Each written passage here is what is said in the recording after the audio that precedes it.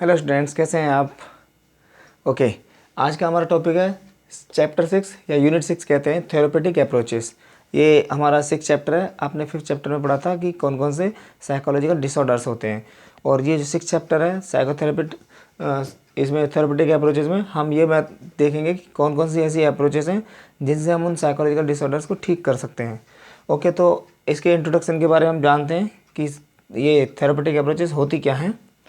जैसा कि आप देख रहे हैं कि देर आर वेरियस साइकोथेरेपीज और therapeutic methods which are used by psychotherapist to treat their patients, okay, to help their patients.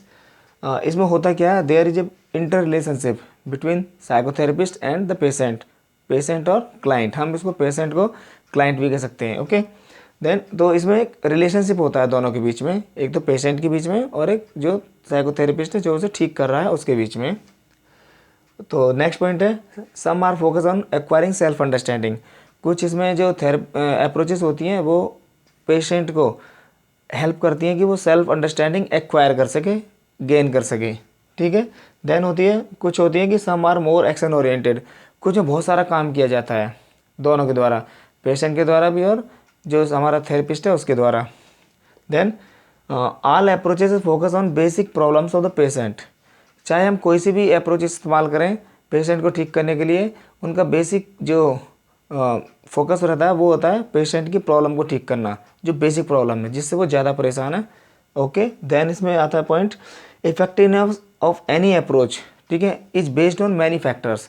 बहुत सारे ऐसे फैक्टर्स होते हैं जो किसी भी अप्रोच को इफेक्टिवनेस बनाता है। ठीक है, जैसे इसमें example, severity of the disorder. किसी पेशेंट को जो उसका डिसऑर्डर है वो कितना सीवियर है, ये उसके ठीक होने पर ज़्यादा, मतलब ये फैक्टर ज़्यादा डिपेंड करेगा कि वो कितना ठीक होगा। ठीक है, then degree of distress faced by others. जो दूसरे लोग हैं वो इस जो परेशानी है किसी पेशेंट को उससे कितने परेशान हैं।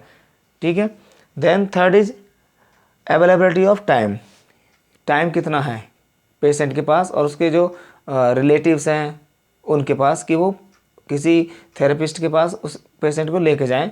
अगर किसी के पास टाइम नहीं है, हर समय बिजी रहते हैं, तो वो कहाँ से दिखाएंगे। ठीक है, तो अवेलेबिलिटी ऑफ टाइम इसमें क्या होता है कि कभी कभी कुछ थेरेपीज ऐसी है जिसमें बहुत ज़्यादा टाइम लग जाता है, मतलब 6 महीने, 1 साल, 10 साल ऐसे भी लग जाते हैं। तो इसीलिए कह रहे हैं कि अवेलेबिलिटी ऑफ टाइम। ठीक है, देन एफर्ट्स, बहुत सारा काम करना पड़ता है, बहुत मेहनत करनी पड़ती है फैमिली को भी और जो पेशेंट है उसको भी। Then money and etcetera. तो मनी कुछ, क्योंकि ये जो थेरेपीज हैं बहुत महंगी हो सकती हैं, टाइम लगता है तो इसमें बहुत सारा पैसा भी लग सकता है। ठीक है, तो ये कुछ पॉइंट्स हैं जो इन थेरेपेटिक अप्रोचेस को समझने से पहले हमें पता आना चाहिए। आप इंट्रोडक्शन में यही सब लिखेंगे। इसके बाद अगर कोई अप्रोच पूछिए आपसे भी कि साइको एनालिसिस अप्रोच है, उसके द्वारा how the patient is treated in psycho analysis approach, तो आप बाद में उसे लिखेंगे, पहले आप इनको लिखेंगे। ठीक है, थोड़ा सा ये ज़रूरी है उसमें लिखने के लिए। तो नेक्स्ट हम इसके देखते हैं अब कौन सी अप्रोच हम स्टार्ट करते हैं। आप इसे नोट कीजिए।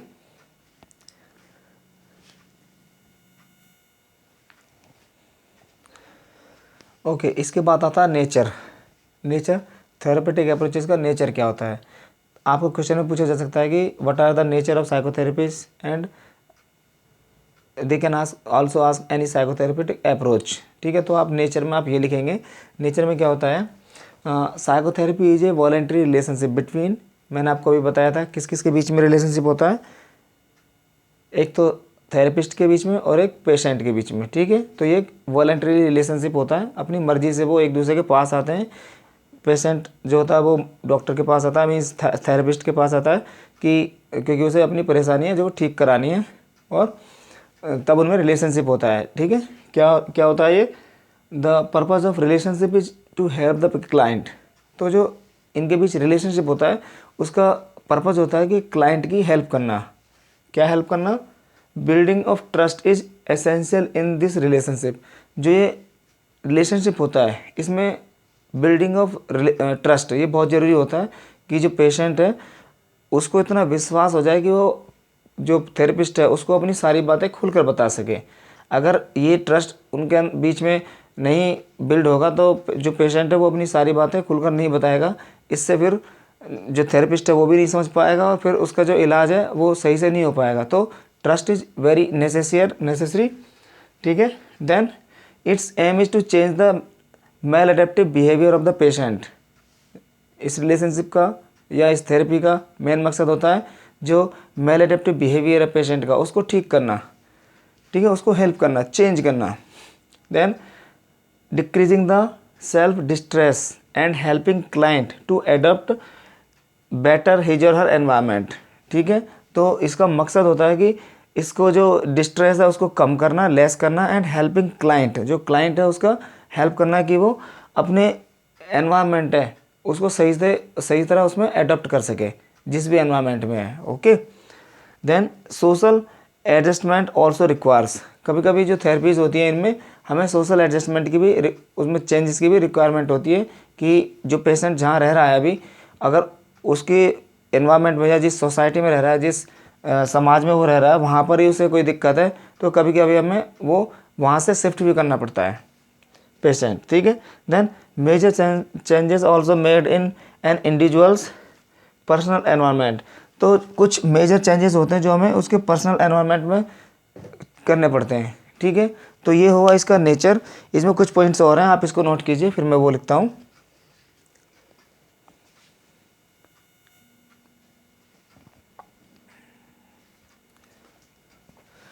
ओके बच्चों, आपको पूछा जा सकता है कि what are the aim of psychotherapies, ठीक है।